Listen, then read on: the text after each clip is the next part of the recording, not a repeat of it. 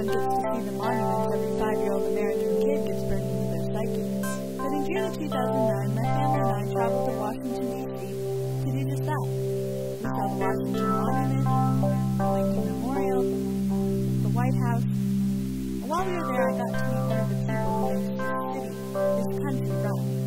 Congresswoman Jackie Speier, voice from the San Francisco Bay Area for the environment and for Jackie, I know that you are a member of the Select Committee for Energy Independence and Global Warming, and I was just wondering, what was your job one for the environment? My job one for the environment is reducing the CO2 in the atmosphere, which is a hard thing to do because it's cumulative, as you probably are aware.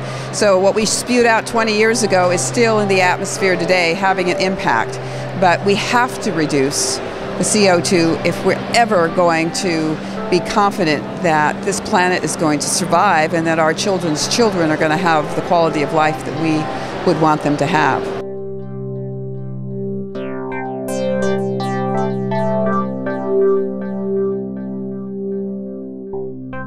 I'm an American and I'm currently living in Canada, and one of our biggest problems are the tar sands, which do as well seem to get, stuffed under the carpet. Don't look at it because it's such a profitable venue. Do you have anything to say about that, or what we can try to do to get rid of this dirty oil?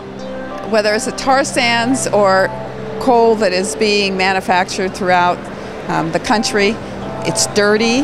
It has to stop. How do you wean all of those that are making a living off of producing oil or producing coal?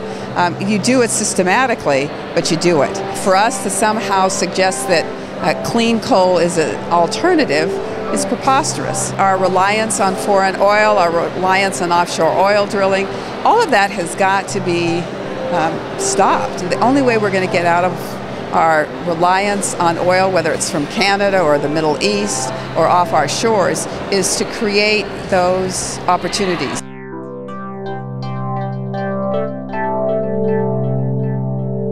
There's lots of great ideas out there that have to be promoted. In my very district, there are companies that are coming up with biofuels made from algae that could really sustain us. An engine that is 70% more fuel efficient than what we have in the market right now, all of which will make a huge difference in our lives.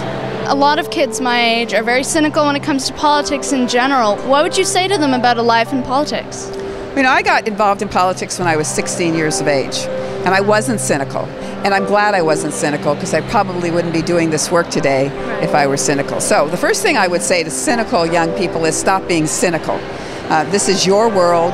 You have an opportunity to create change, and never doubt for a moment that just a small group of people will create change, because frankly that's the only way it's ever occurred.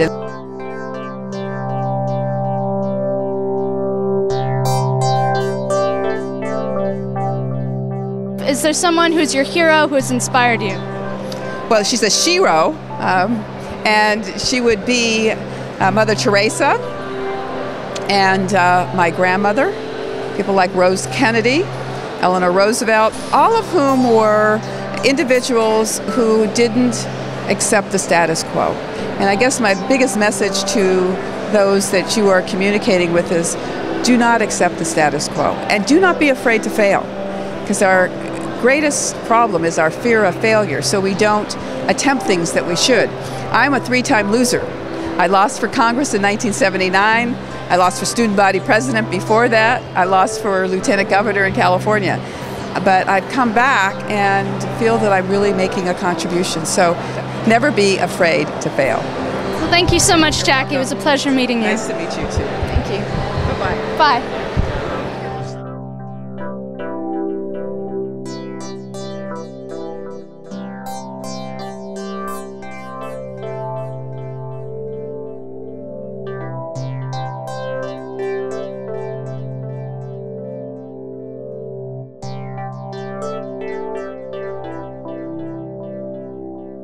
It is so imminent. It is not 30 years away. It is not 15 years away.